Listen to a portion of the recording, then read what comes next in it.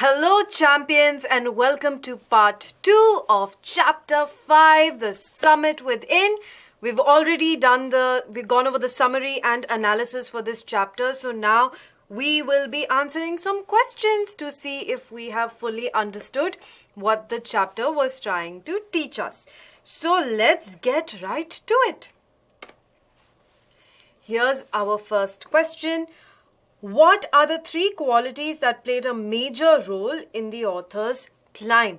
And we've already been over this. So the 3 qualities, let's write them down, were endurance,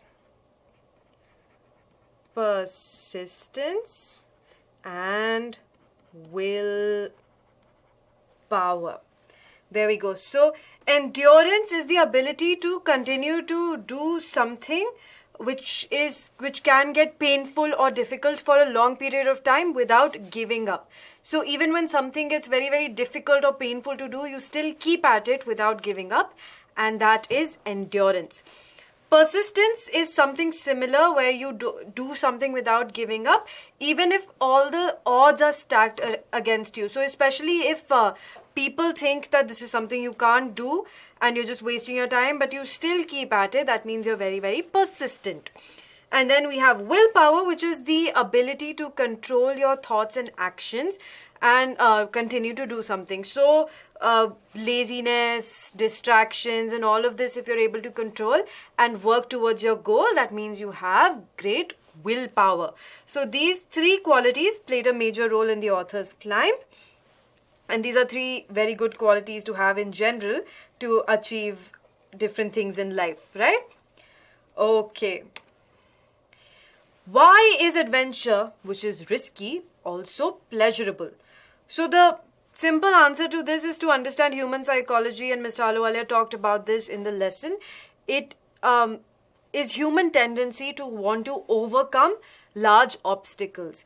And adventure in general tests your limits. It tests your limits physically, and you sometimes have to train very hard for it and work very hard towards something to be able to accomplish it when you're playing adventure sports.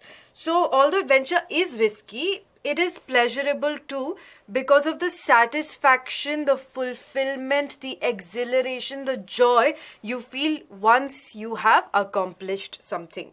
So if we take the example of climbing a mountain, which is an adventure, it's a great challenge filled with so many difficulties, but overcoming those hurdles will boost your confidence and really tell you how much you are capable of. So it'll really show you that if you are able to accomplish something as difficult as this, then nothing is too difficult to accomplish. So the author gives the example of climbing the mighty Mount Everest and reaching its summit. There's a great sense of exhilaration, joy, and fulfillment to being able to climb such great heights. There is a feeling of victory and happiness, a sense of fighting and winning a battle.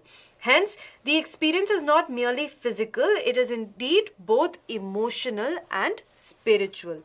Alright? And that is what makes something risky like adventure pleasurable. It gives you fulfillment on a physical, emotional, and spiritual level. Alright. What was it about Mount Everest that the author found irresistible? So we already know that the author had an affinity for mountains. He really liked mountains, was fascinated with them ever since he was a child. But Mount Everest specifically, the author found irresistible because it's the highest, mightiest mountain in the world, and it always is a very, very difficult climb. So it is known for its beauty, its ruggedness, and the obstacle it presents to its climbers. So it's not an easy feat to climb the Mount Everest, which is why if you do climb it, you become famous and well known around the world. So the author found Mount Everest irresistible as it is one of the mightiest and highest mountains in the world.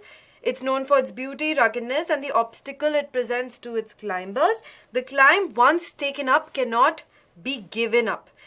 even if one's life is at stake. When a person climbs to the summit of a mountain, one is filled with a great sense of exhilaration, joy, and fulfillment for being able to scale such great heights. So when one reaches the top of Mount Everest, there's a sense of extreme joy, satisfaction, fulfillment, and victory.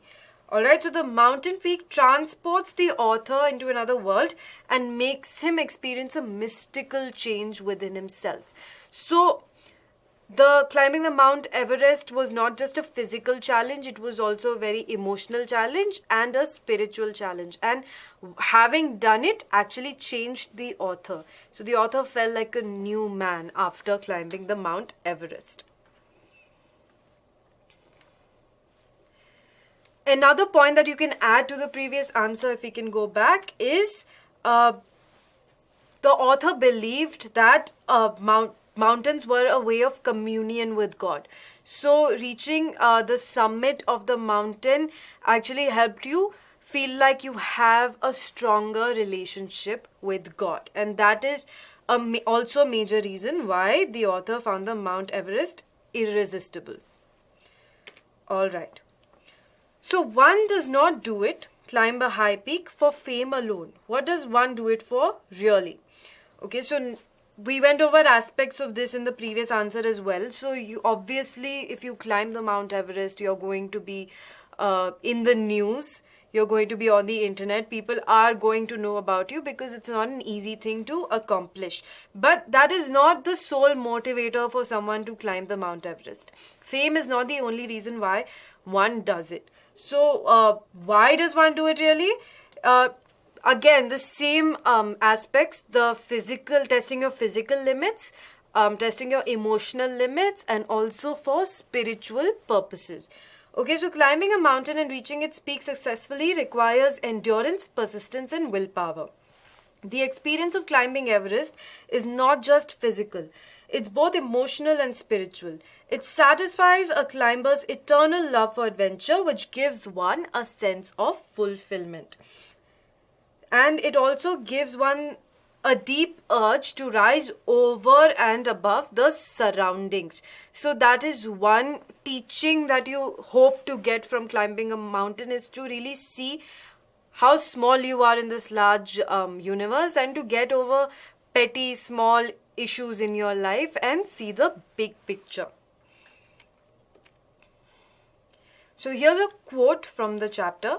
He becomes conscious in a special manner of his own smallness in this large universe.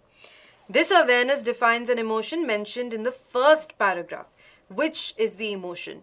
So very simple answer to this. Right at the beginning, Mr. Ahluwalia tells us that once he reached the summit, he felt a lot of emotions.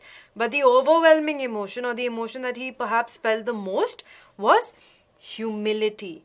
So he realized how small he is in front of this big mountain, and upon reaching the summit and seeing the entire panorama beneath him and in front of him, he realized really how insignificant he is in this universe, which is what the spiritual connection with climbing a mountain is to truly realize that we think our problems are so big, we think our life is so difficult, and we are the center of our own universe.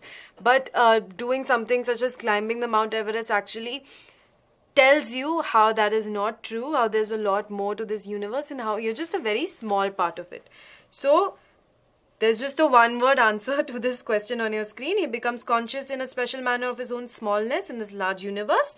This emotion is humility. What were the symbols of reverence left by members of the team on Everest? Now, reverence is feeling respect for somebody, and when the expedition was successful and everyone reached the top of the mountain, they left symbols there, and these were symbols of their faith. And they were not left as symbols of conquest, they were left as symbols of reverence. So they weren't left there to leave a mark or tell the world that, hey, look, I've been here, I've been able to climb the mountain. No, they were left there to pay respect to this magnanimous mountain and the world and the universe and everything beyond us in general. So the symbols that were left were Guru Nanak by the author himself. Rawat left a picture of goddess Durga. Phudorji left a relic of Buddha, and Edmund Hillary had buried a cross. So all of them left pictures or symbols of the faith that they believed in, and these were symbols of reverence and not symbols of conquest. What, according to the writer, did his experience as an Everester teach him? Now, this is our last question, and we can put together everything we've understood throughout the chapter here. So, as an Everester, the author experienced a great sense of fulfillment, of satisfaction, and the climb changed him as a person and taught him a lot about life. The experience also gave him the inspiration to face life's challenges with determination. And it taught him that the conquest of the internal summit is equally important. He also believed that the internal summit is perhaps higher than the Everest.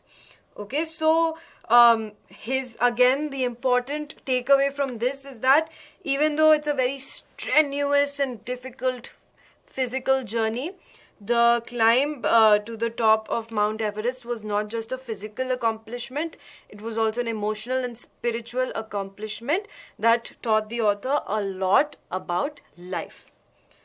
Alright, and that brings us to the end of this session. That's all.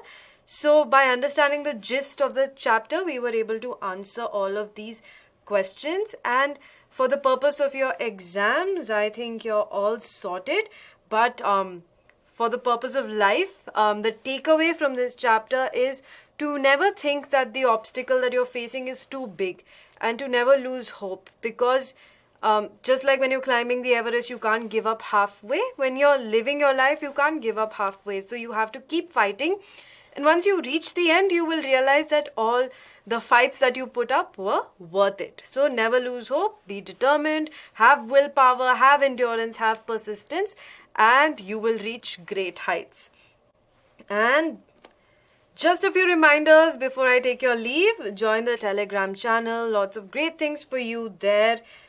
We've got you covered as always. All you need to do is like, subscribe, and press the bell icon, and also watch the sessions.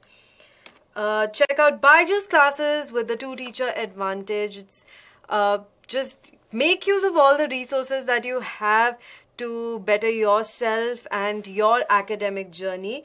And all the links are in the description box, so do make use of them. And I am sure you will find them very, very helpful. So that's it for today. See you next time. Have a great day ahead.